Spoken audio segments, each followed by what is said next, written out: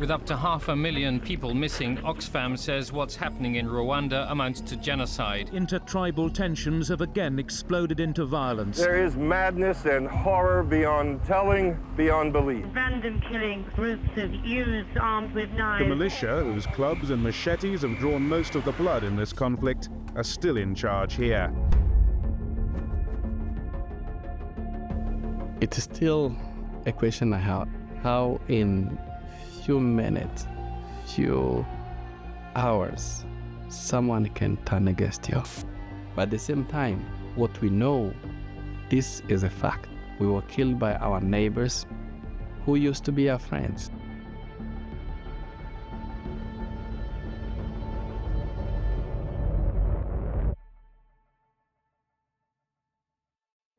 I lost my parents. I lost my 4 sisters and 80 members of my family. These are my uncles, my cousins, my aunties. Only my sister and I survived genocide against Tutsi, and 60 children were at home.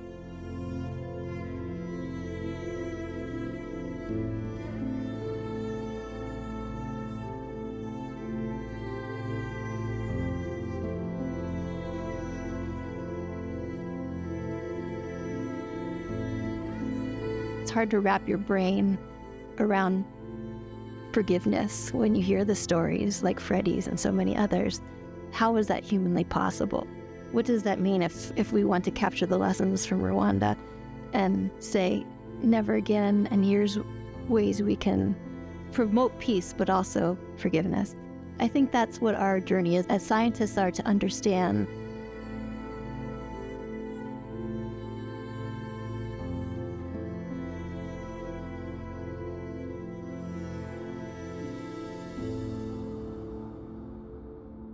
on the 13th of April.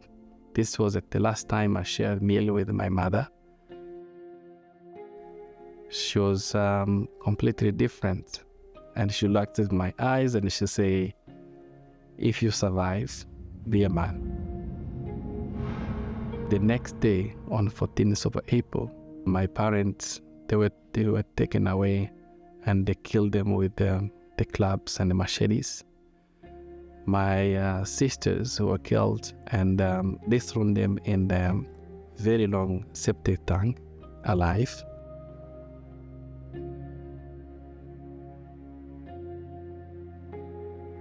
I could hear the screaming, calling for help. So even calling my name, the screaming of my sisters, the fact that I knew that my parents no longer had, it was so big in my mind. I was not able to be happy.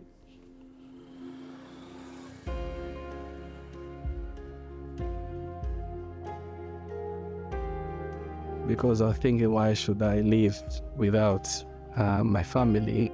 But always I could hear the voice of my mom say, you be a man, be a man.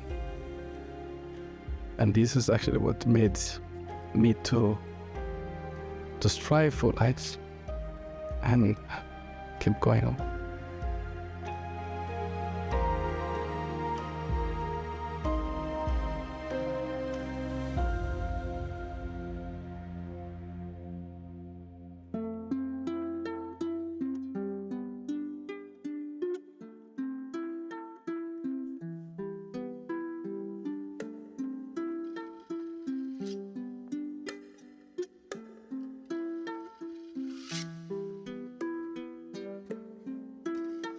The mission is to promote a memory of genocide, giving dignity to those who were victimized by genocide against Tutsi.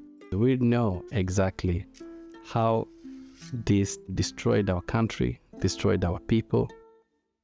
By understanding the details of it will help us to not take this path, but taking the path of peace and forgiveness and reconciliation. We want new generation to come and ask questions and understand actually the past of their own country, Without learning from the past, we cannot build our future.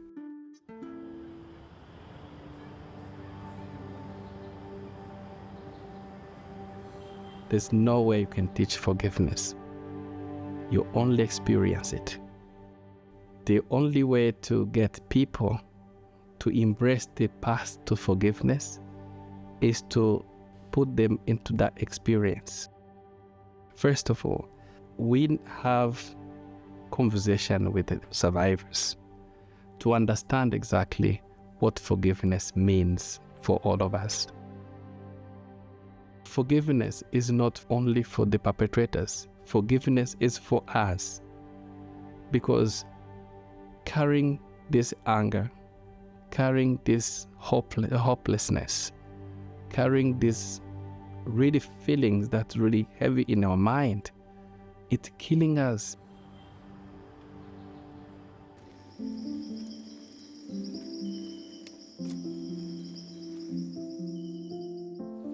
Reconciliation villages, these are where perpetrators and survivors decide to come and form a village together, as they used to live side by side. The symbolism of it is the fact that if we can share water, we can share life. These are heroes. These are people who went beyond the theory of reconciliation, the theory of forgiveness, and they put it into practice.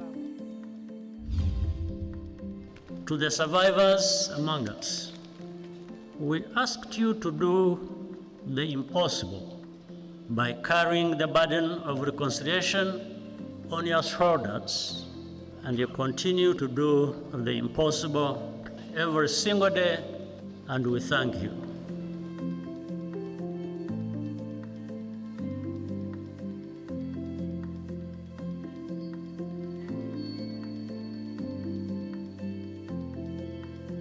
The science of forgiveness, what that requires is deep self-reflection and also truly knowing the context and the history behind it.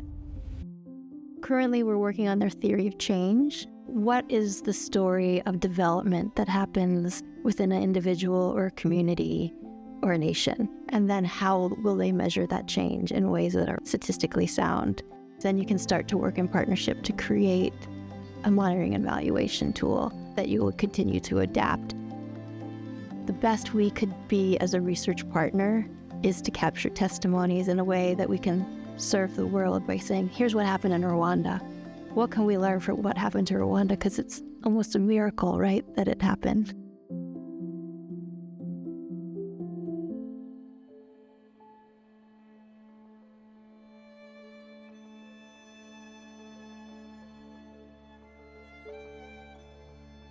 The Soko Peace Institute, this is designed to be a global peace institute, to take the experience we got from Rwanda and from 7 other nations in Africa to the world.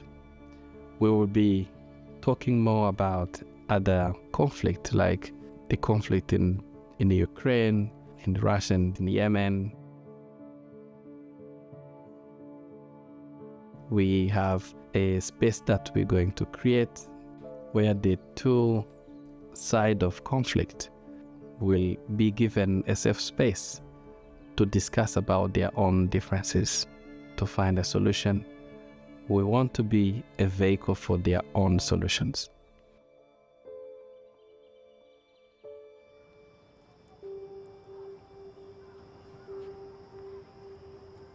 Even talking about forgiveness, it took me 17 years. That shows how forgiveness is a journey. You see, actually, on this picture, we have my father and my mother, and I tried to follow their steps to raise you. I remember that your mom was a master too. Having my children and the desire to have a nation of peace, a place where my children will live, it gives me strength to say the only way is to make a peace with my perpetrators. It doesn't happen yet, but in my heart, I have the benefit as much I can from forgiveness, because I don't hate him. I don't wish him any bad to him. The only words to say I forgive you is actually what's remaining. The most important things is not the amount of time you get to achieve the forgiveness. What is very, very important is to start the journey. When I go to Rwanda, when I hear the testimonies, I believe that reconciliation has happened and forgiveness has happened, like honestly and deeply between people. There's something about Rwandans that has to be captured and captured well, because I do think that they have lessons to share the world that could potentially save us from this continuing to happen. We need to keep the light burning, and burning forever. It was a dream to see that forgiveness can even happening in my country, but it is happening today. This gives me hope that this will continue. If it's possible in Rwanda, it's possible everywhere in the world.